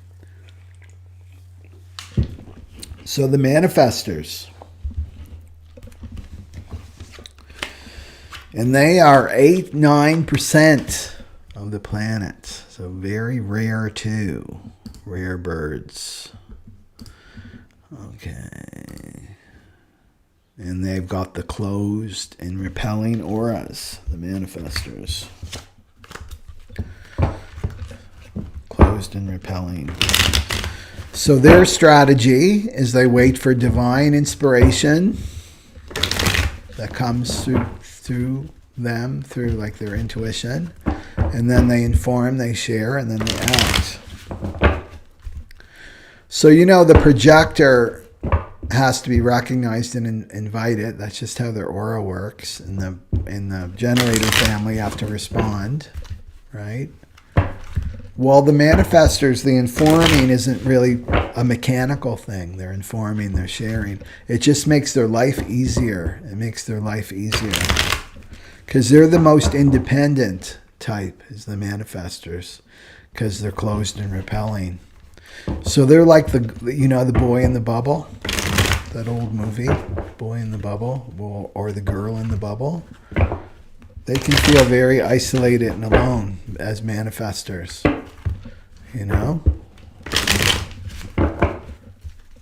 And it can seem like they don't need anybody, but they do.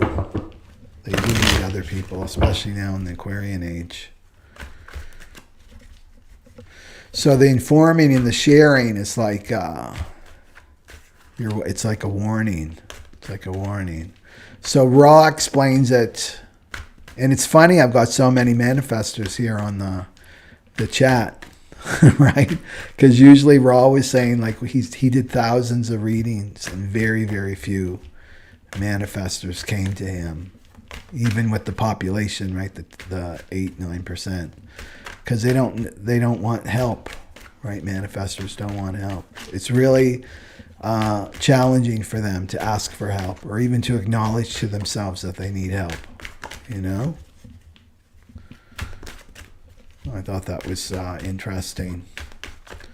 So their big thing is not wanting to be controlled. That's why they don't want to share, and it doesn't come easy to them, to manifestors, is to share, because they don't want to be controlled, because they were controlled as children, like naturally controlled, because they cause so much chaos. Because remember, their energy is all about pushing, right? Their energy is always pushing, moving. They're impacting, right? That's their word. They're impacting. So it's like, those kids they put on leashes, remember? I don't know if they still do that. It would be the manifestor child that would be on a leash, like controlled, so that they learned when they shared and they informed, right? Like a little generator child would say, this is what I'm doing. I'm going out to play. I'm going out to play with with Sally down the street. Well, the manifestor says the same thing, and the parents are like, no. Right? I got to keep an eye on you. Right? So there's this control. So that's another reason they resist sharing and informing, is because they're so used to that no, right? This rejection. It goes back to their childhood. Okay. What do we got for the manifestors? More beginnings. They got the Ace of Cups. You can see a little sprout right there, Ace of Cups. So this is new beginnings in love. New beginnings in creativity. This is self-love too, the Ace of Cups.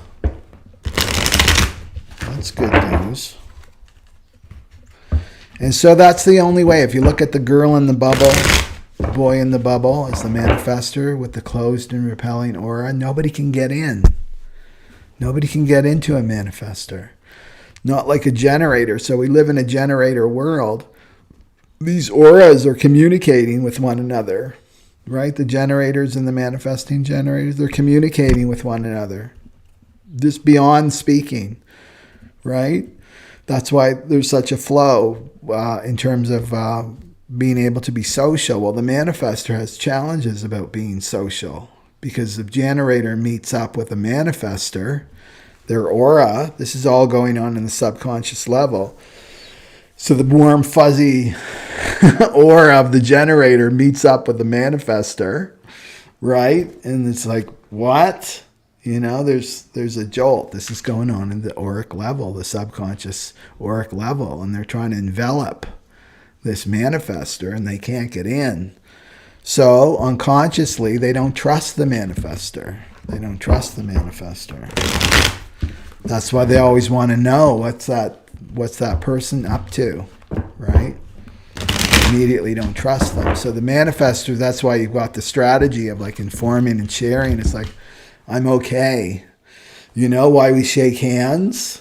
Why do we shake hands? Where did that custom come from? Well, it was to show that we didn't have a gun in our hand. That's what the manifestors doing when they inform.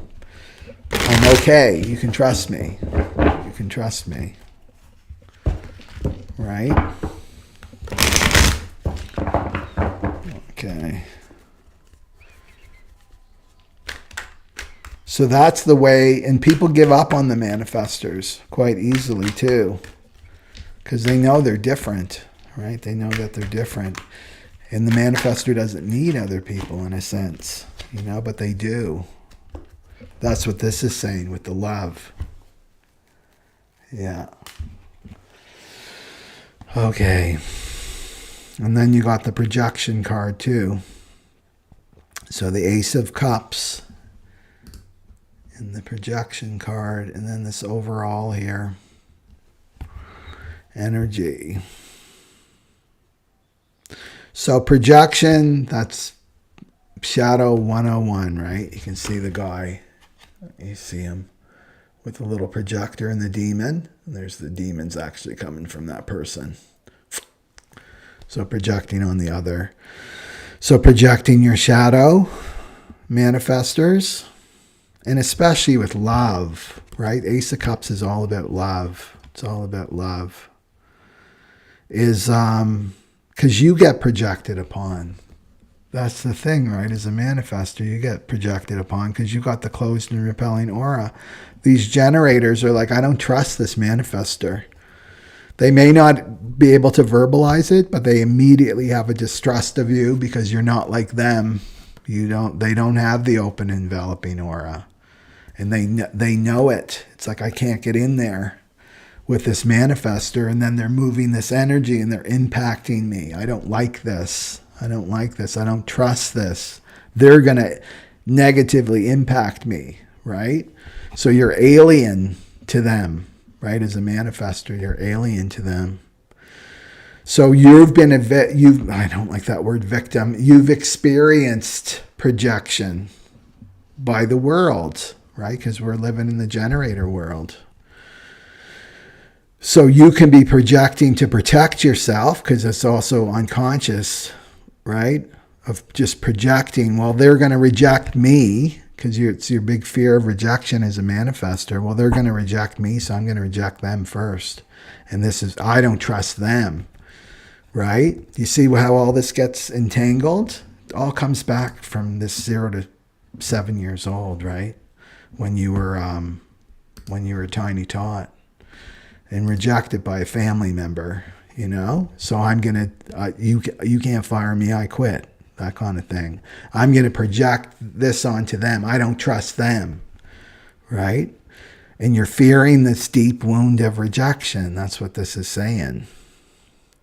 And this clouds your perception. This clouds your perception. And this is this ego, right? This ego is really... can totally change your, your reality, right? In the way that you see and perceive things as a manifestor. So when the ego projects, because that's what we're talking about here, it excludes. It excludes. So the ego projects and it excludes, and that's a lie. That's a deception, right? So it's separation. There's the other and then there's me. There's the other and then there's me. And then you've got spirit awareness that we're all moving into, right? And this is inclusion. It's seeing everybody as yourself. Everybody as yourself. So that's what I would say here is that projection is keeping this Ace of Cups away from you. It's keeping love from you and reaching you. And you're the only one, because you're a manifestor, you're the only one that you can repel this away from you if you want to, right? That's your choice. But don't get tricked by the mind and the ego, right? It's deceiving you. What else did I want to say about this? With the manifestors and love. Yeah. Oh, you know what? I was meditating on the other day because these new Aquarian relationships that are coming, you can call them soulmates or twin flames, that because it's said that, well, nobody can get in. Nobody can get into this manifestor. Not even their children, because they've got this closed and repelling that can feel very isolating. If you go to the essence of who you are as a manifestor, you can feel very alone. Because even your strategy to initiate, there's never somebody beside you. When you initiate, you're alone. You got the divine guidance, you inform, but you're alone. So that can be a scary thing, right? You don't have somebody beside you as a manifestor. So, yeah, it said that nobody can really get close to you. But then I was meditating, well, these new relationships, the Aquarian relationships where we're sharing awareness, especially with the twin flame can get in, right? And you can share awareness with your twin flame. So if that's the case, I mean, that's a gift for you, not to, so that you don't feel isolated and alone. But this is like, you got to stop this ego from projecting. It's all about keeping you away from your pain, you know, from here, this 0 to 7 years old, you know. That's what you need to face, this emotional awareness here, the emotional pain of feeling rejected as a child. Yeah. So that you can really let love in, to let love in.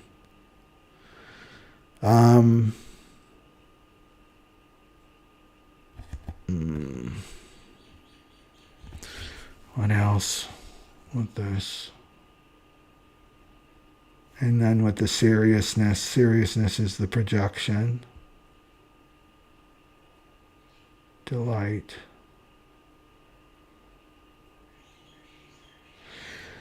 Seriousness would be the anger, right? That's your non-self. That's your non-self. Is angry and isolated. That's the non-self manifestor. I'm angry and I'm isolated. And I just want to feel peace. I want to feel peace.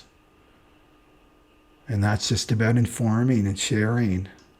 And this is going to help you, right? The manifestor, the last thing the manifestor wants to do is share and inform what's going on with them, because it brings up all this old pain from childhood.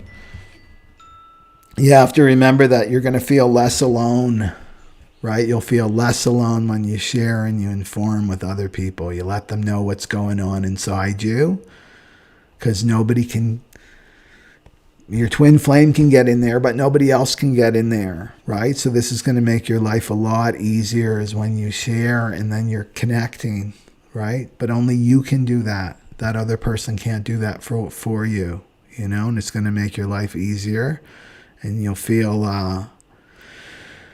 less alone and come into peace. It's about you coming into peace. And you do need love. And that's the way to get to the manifestor, because people will walk away from you, manifestors. They'll, like, I've had enough of this, right? Everything, because the manifestor can project, well, it's your problem. Everything's fine. I'm okay. You know? That they'll walk away from you and give up. So you really need to be around people that love you and support you and understand you, right? Yeah. I think that's it for the manifestors. And I know I've got a few on here.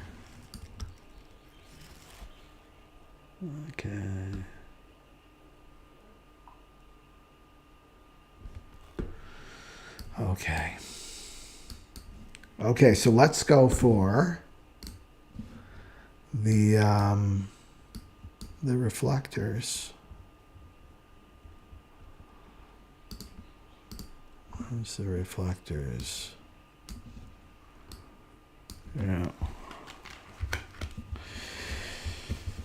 Yeah, we all have our challenges. It's different types.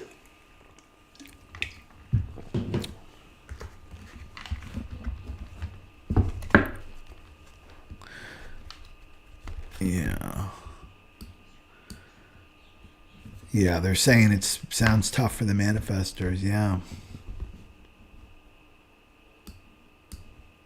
But they're here to have an impact.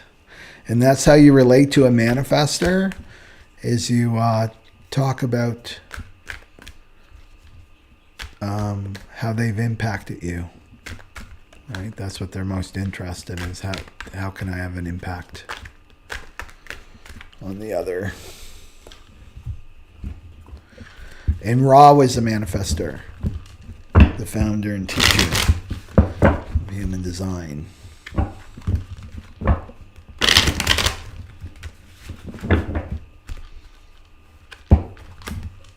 Right? They really need their freedom and their independence.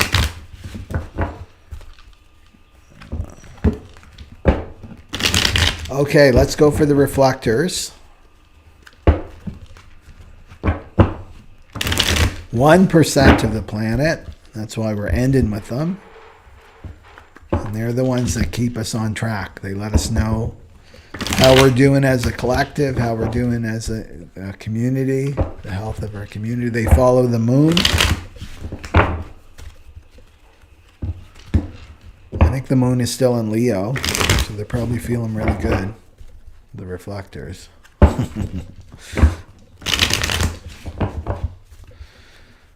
Okay.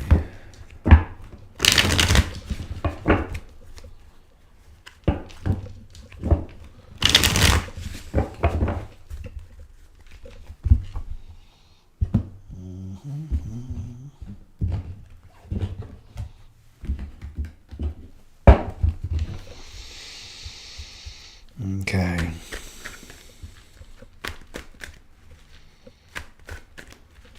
Let's see what the reflectors. What's the card for the reflectors?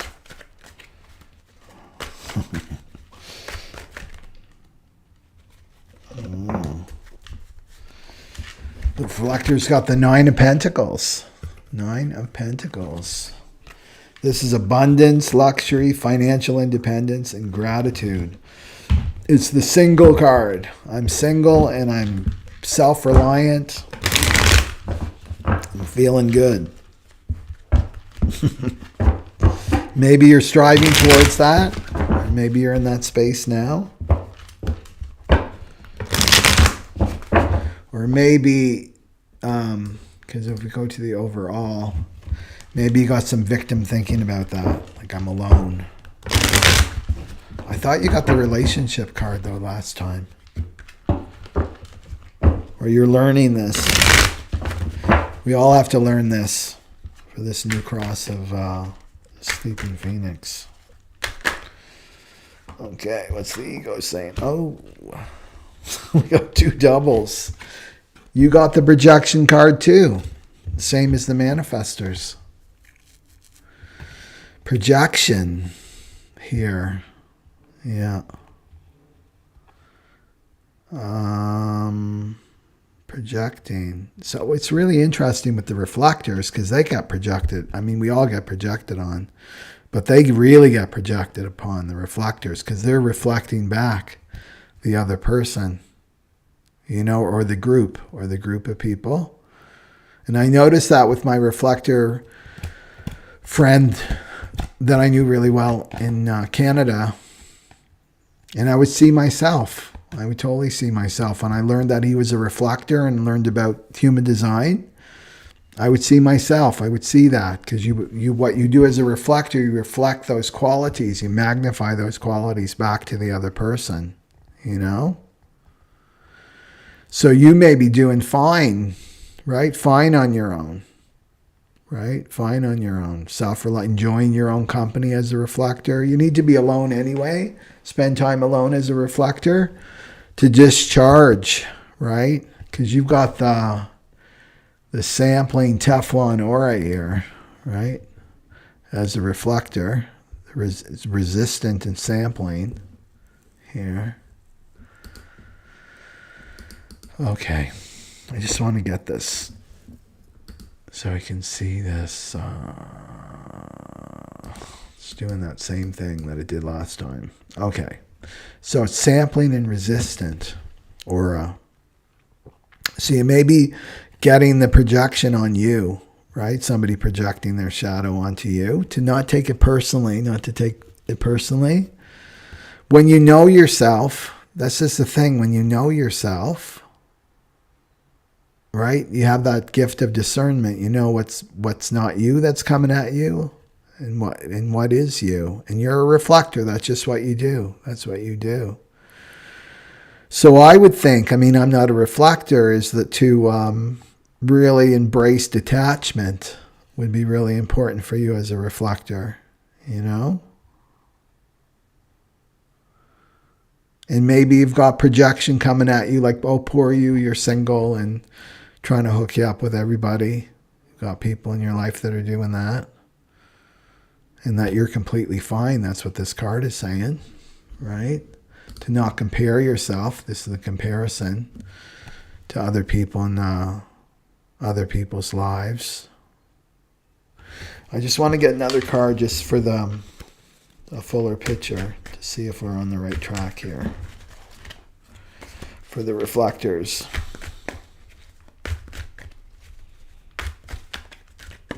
I'm not sure if we have a reflector on this call here. Oh, that's interesting. Larissa. Oh, Jamie's a manifestor. Yeah. Yeah, it's interesting with manifestor women, right? You're like Sadie Hawkins Day every day for manifestor women. Oh, you're a generator. Oops. Larissa has dated 2 reflectors that were diagnosed with bipolar, and my sister dated one. Oh, isn't that interesting? No, I haven't heard that before. I know they're changeable, right? Reflectors are changeable. They're always, because they're so aligned with the lunar energies.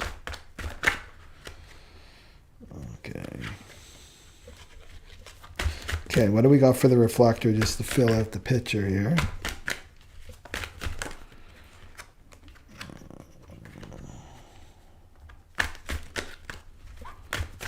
Okay.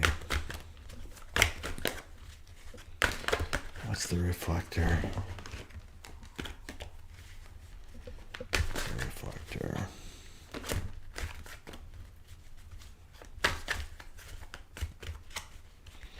You could be working on your finances too, reflectors. To get self-reliant. Okay. Isn't that interesting? So 2 cards popped out for the reflectors there. Where is it? Right. The reflectors got the sun and the moon. The male energy and the female energy. So the sun and the moon and the pentacles. So this is saying to follow your moon, follow your strategy as a reflector.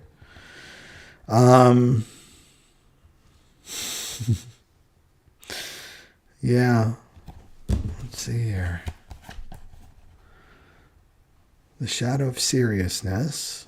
And you've got fears coming up with the moon.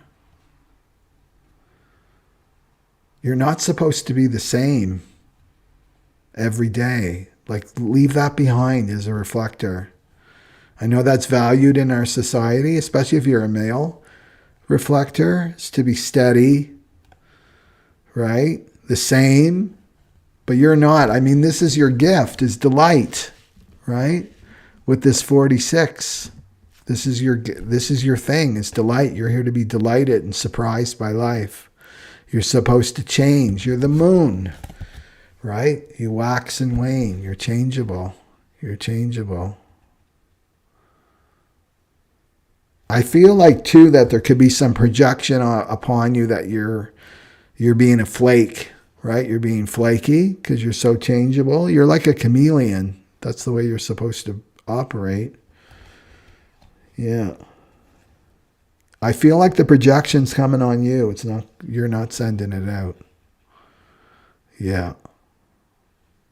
And then the sun here with this new moon in Libra in the gift of delight is going to illuminate any fears that you have, any secrets, illusions that you're holding that are connected to your non-self. You know, because the non-self of when you're not operating correctly as a reflector is you're feeling disappointed. You have disappointment. Yeah. I don't know. I just feel like you're happy, right? As a reflector, that you're doing well, and it's just other people that are laying their trip on you, right? Laying their shadows on you, because we got 2 shadow cards here, projecting their shadows. It's like they're not to take it on.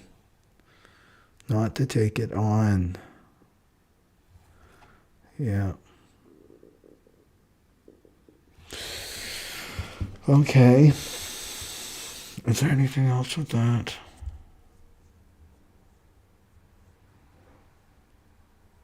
And let yourself be happy. That's the other message too as a reflector. Happy as you are. Yeah. And to be yourself. That's what I see, is to be yourself. Yeah. Not to take on other people's fears. Yeah. That's that meme I just put up today too. It's like, we can't make other people happy. You can't make other people happy. The way you make other people happy is you be happy. That's the only way we can affect somebody and their happiness, is we send out the frequency of happiness. Yeah. Okay. So that's the... yeah. Just because we're still on the reflectors here, Larissa says the common denominator was that they did not know their design type, so I imagine it's very confusing being so changeable. Yeah, that could totally be mistaken as bipolar, especially by someone, it's like doctors and psychiatrists. If you go to them, they're going to find something, right? They're going to find something wrong with you, and because it's all about slapping a label on you and throwing pills at you, right? So yeah, it could be mistaken as bipolar, a reflector, if you didn't know. Because remember, it's 1% of the world. That would be an interesting study to do, wouldn't it? Like the reflectors, and how many have been diagnosed with that label slapped on them. I mean, I was just thinking the other day that I was diagnosed with ADD, like way back, before I started meditating. As soon as I started meditating, that all went away, because it was grounding. It was about me. I needed to ground, and I ground by meditating. I wasn't in my body. That's this 46, right? That falls right into this new moon energy, right? Jumpy, not wanting to be in the body, not enjoying being in the body. Of course you're going to get labels slapped at you, All I needed to do was meditate and start doing my healing work. And I got more and more grounded into my body, into my physical form, Okay. So that's the live stream, everybody. And I just want to remind everybody that the program on Sunday is going to start. Doesn't matter how many people are on there now. It's like it's starting. It's on the new moon. It starts on September 25th. And it's all about the Sleeping Phoenix program. And it's about doing this emotional work and going through the pathway of awareness here. Okay.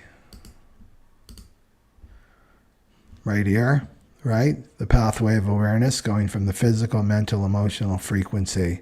So learning more about this time that we're entering into and doing this emotional work. So if you're in a twin flame separation, or you want to attract your twin flame, this is all the work that you have to do to attract that in, moving from this into frequency. So a lot of it's going to be the emotional, purifying that emotional body. This is the time to do it. All these planets are in retrograde. We got the eclipse seasons coming up, and you want to be on your game during this time and doing your soul purpose.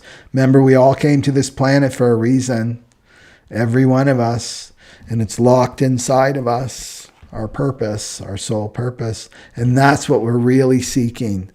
So this is the thing. It's like, well, I desire money, or I desire a relationship, or I desire a new home, and I desire all these things. There's only one desire, and that's to be with God, to be with the divine, do your soul purpose, and then God gives you all the rest of the stuff, right? As a gift.